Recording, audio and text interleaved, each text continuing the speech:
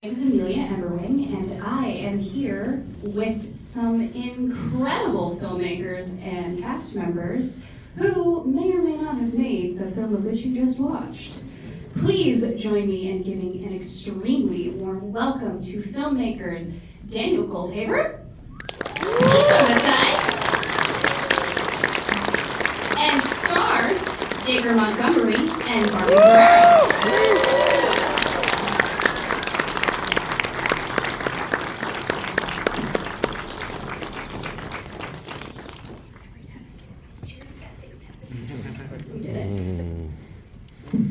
We didn't make the film, to be clear. You did? We did not. You did not? We may not. We just walked away, may or may not. We just found them in the parking lot, and I really like attention.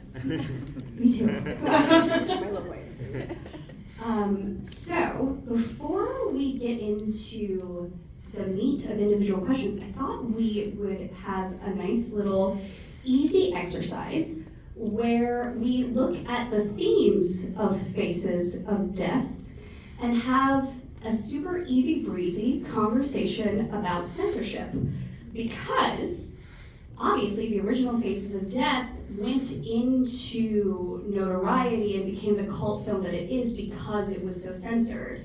And now here in our day and age, we have so much coming at us from so many different directions. And the conversation of censorship has somehow only gotten even more complicated as we are under this whole deluge of everything all the time. And that is so central here. And I thought we would just hop in with that.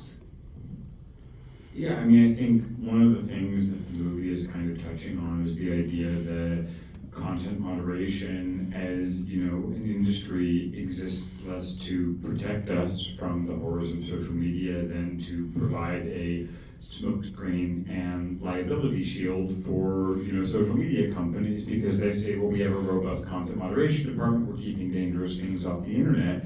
But we know very well that the most dangerous thing about social media is the algorithm, is this kind of like recommendation mechanism that has kind of removed human, the human hand from the media that we share with one another. And that is an algorithm that is optimized to keep us addicted to our devices. And so it follows that it is championing the lowest common denominator of material. And I think that, that's one of the things that I hope the movie kind of makes clear, is that ultimately a lot of content moderation is also something that is used as a tool for social media companies to also censor material that they find undesirable for one reason or another. Margot is allowing, violent footage because it doesn't, meet a certain threshold of problematic, but is denying material that's, teaching you how to use Narcan or teaching you how to put a condom on appropriately. And I think that both of those, choices that you see in the film are things that are very reflective of the realities of content moderation and censorship on the internet today. I mean, how the fuck do you follow that? I've got nothing to say. That was so good. You did touch on one of my favorite tidbits of the movie. You've got Margot moderating, like, well, we can keep this death scene, but Narcan, get that out of here. How do you use a condom? No, absolutely not. Great cameo from Issa, by the way, as Narcan girl. So before we hop over to Dacre and Barbie, I want to talk to you two about how the themes of Faces of Death and the themes of Cam are so fundamentally different, but also almost exactly the same. Are they? Are they? Is it working? No. Maybe not. Okay. It has a green light, but it's not working. It's okay, we'll share. We're good at sharing.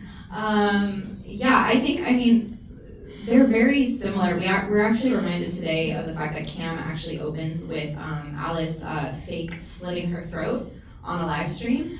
And the show is incredibly popular. She gets thousands and thousands of views.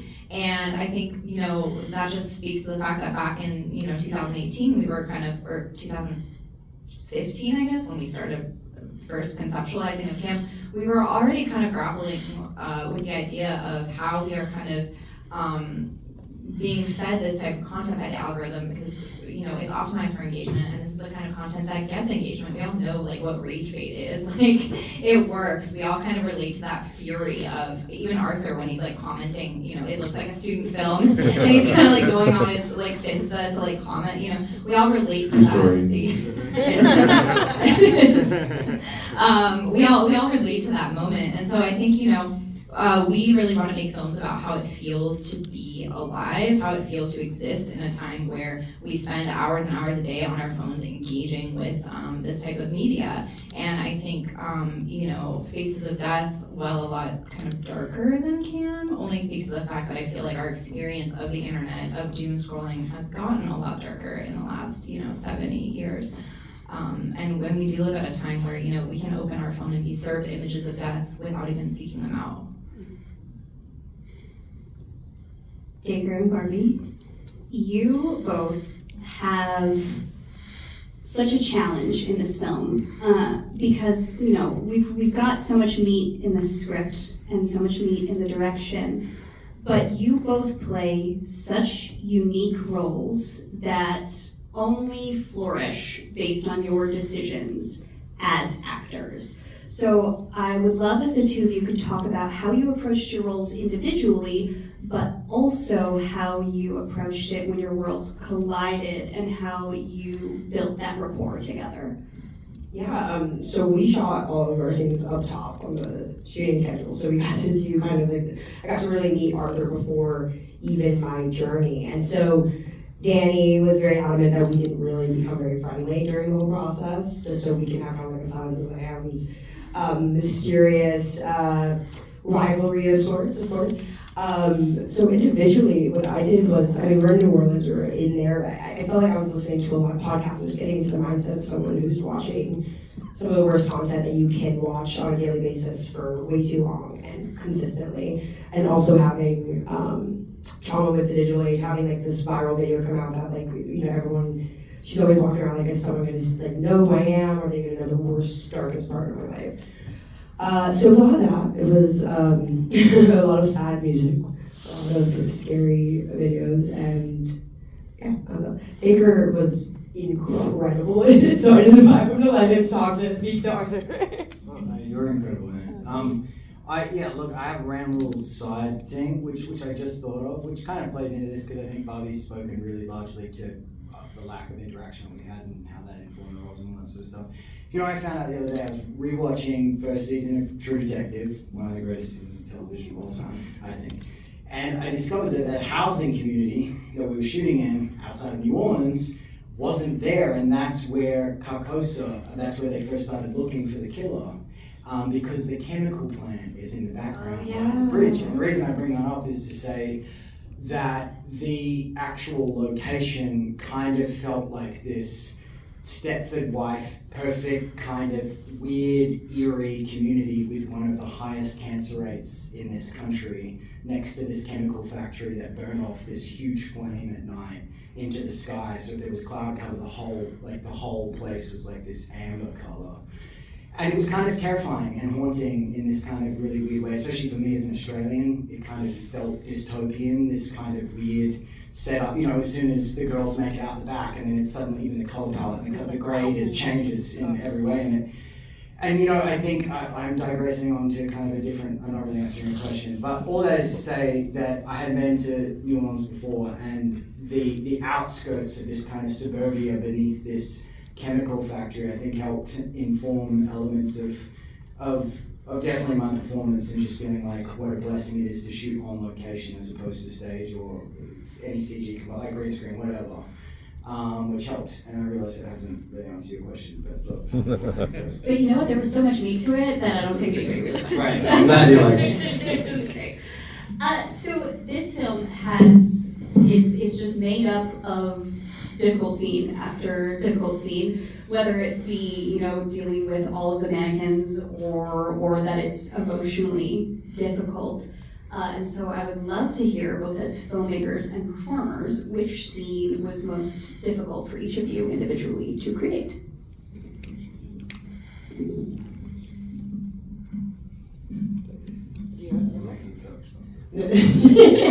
I think for me, when Margot is with the cops and every time she's begging, it was really tough for me to calibrate like the level of desperation, which also you want to not seem like a manic person in hysterics, and so it was just the frustration of and amounting it to and kind of playing in the natural way and how a person who is trying to get everyone to believe her that no one does, and it's like an incredibly crazy story and all this stuff. So like with the boss and the cop scene, I think for me that was probably the toughest. Hello. I think I didn't see it. I would say I have a left of center answer, which is the lake life scene. I think is one of the most difficult scenes for me personally because one of the very challenging things about making this movie is obviously Issa and I made this film together. We wrote the script together. Issa was also the creative producer on set. And the writer's strike happened 2/3 of the way through production for us. And as a result of that, Issa was no longer allowed to work on the film for the duration of the strike. And she was also no longer allowed to be on set. And we have a very organic process on set. We're always rewriting. We're always working with the actors to rewrite. But the lake life scene was the first scene that she was not allowed to be on set. And it was very challenging because I'm also very used to like just rewriting lines of dialogue with the actors as we're shooting, and like I was no longer also allowed to do that because even though I was the director of the movie, I was also a writer, and so I had to kind of completely change my entire directing style, like pitching lines to be like, what if you said something more X here? But I can't say what that line is because that would technically be crossing the picket line. So I can suggest the vibe of a new line, but I can't, actually. And so it was this like quite a strange like way to suddenly be shackled and like 2/3 of the way through a production. And that scene in particular was the first time it happened, and I was kind of totally thrown for a loop. But I'm very happy with how it came out. But it was definitely that one for me was tough. I think for me, it was actually the split screen scene in regards to all of the online content. I was responsible for writing most of the things you see on screen, so the comments, the Reddit threads, the crazy like monologue that Margot types out, like they must be exposed. Some of that is in the script, some of it is not in the script, and I think that for us, with trying to portray the internet online, it's so important that we make something that is legible and that also has enough content in the background that you are processing unconsciously as you're kind of scanning it, the same way that when you're like scrolling something, you're picking out pieces of information that are important and you're leaving the rest behind. And all of that needs to be built out to feel really real. And at the same time, we had kind of established that language in CAM, but then here, Danny was like, okay, now we're gonna do it, but in split screen. So I'm kind of trying to ask, audiences to be able to read two sides of an internet conversation at the same time. And so for me, that was like a really interesting challenge in like how to get all of that information on screen that we needed. That was still suspenseful, that was still fun, but at the same time be completely legible. That was really interesting to dig into. I was trying to think of one where your answers are so great. I don't really know how to follow it up. But I found the most difficult. I mean, it's all difficult in the best way. I had asked the lens technician who did my contacts to keep my field of vision red. So you can do an iris, but because I wanted to see crimson. I know it's really probably on the nose, you're like, this guy's a fucking wanker, but I was like, I wanted to see red, and when we shot that single take sequence out the window, off the crane, in the car, coming up the stairs, in and out, it's 3.5 minutes, which I believe is basically all the length of film you have. No, you have 11 minutes. Oh, sorry. Oh, shit. Oh, this is all. But it's heavy. The camera's heavy. We can go with that. But it was night, and at night, in conjunction with the red of the contacts, I literally could not see shit.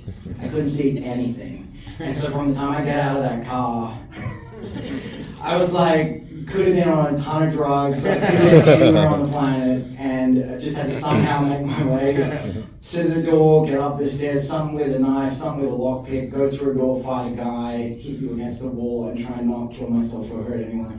that definitely was the, and then thinking about, I thought in my head it was 3.5 minutes, so I was probably like, oh my god, they're gonna roll out, like anyway. That's it. that was my It's kind of add insult to injury that you like asked for it. I asked for Yeah. this, and now it's for you. Yeah, because I didn't put the dots together about the nighttime piece. Yeah. And then, the stalking, and then the mask, and then the cats, the Skims catsuit I was wearing under. Barbie, I'm so glad you mentioned the scene with the cops, because for anybody who doesn't walk this earth as a woman, that scene can seem really outlandish, and it isn't. Neither is the moment with the cops, or in the detective's office when you're asking for the homicide. So for both you and Issa, I want to talk about what was most important for you to get across in that scene. I think often in horror movies, we are always kind of given a protagonist who is making maybe like what we would consider a dumb choice. And I think that is not how any woman that I know would actually act. And so for me, it was very important for Margot to make smart choices. And she does make smart choices. She does do what we think she's supposed to do. She reports it to her boss. She reports it several times to her boss. She risks getting fired to report it to her boss. She goes to the police and she begs them to listen to her. And I think that the fact that we allow her these kind of moments to show that she is doing the thing you would say she should do if she didn't do them, and then it's still to no avail. And so I think to me that was really important to get that in there even at the script level, because it is so much of what we hear in this like kind of culture of maybe victim blaming. Oh, like, why didn't you tell your boss? Well, she did, actually. Why didn't she go to the cops? Well, she did that too. I totally agree with you. It just felt like when I was playing Margot, I felt like there were so many days when I was just like begging, in different characters to believe me. And I remember always trying to do it a different way and having like this motivation of just being like, let's like sound like you're the smartest person in the world, and you have just, it's like how we would be in that situation. And yeah, it was increasingly frustrating. I was obviously frustrated for Margot, and it felt like a big mirror to reality of just like what happens when the bad guy doesn't get caught, which is most of the time.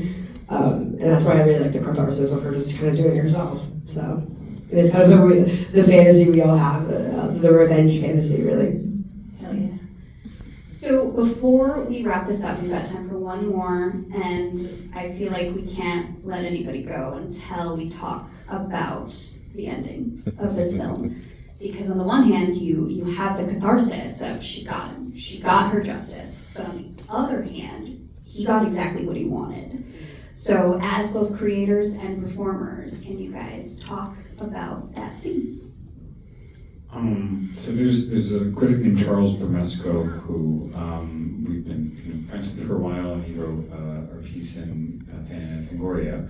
And Charles, when he was interviewing us for Fangoria, remarked that all three of the movies that we've made end with somebody posting, which I think is like weird and funny and interesting. And it's also because I think all three movies on some level are about somebody kind of who's been driven insane by the modern world and is like desperately raging against it to try to fix a problem that they see that nobody else will really recognize.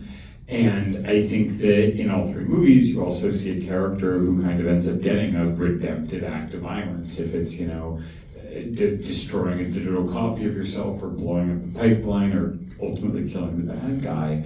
But I think the problem is that, okay, so you get your personal act of redemption, but then what? If the problem is systemic, how do you let anybody know? How do you change the system? And I think that that's one of the issues, is that fundamentally the way that we've shifted our kind of, global storytelling and human communication apparatus is the social media. And it's like we don't have local newspapers, we don't have, all sorts of other tools of, we don't have many community gathering spaces anymore, we don't have private clubs. It's really hard to kind of meet one another outside of platforms that are, mediated and owned by some of the largest corporations on earth that have a vested interest in maintaining the status quo. And so I think it presents this like really impossible, question of, okay, you've gotten your personal redemptive act, but now what? how do you change the system? How do you tell other people? How do you build a movement? And I do think that that's one of like the most challenging questions of our time. Again, how do you follow that?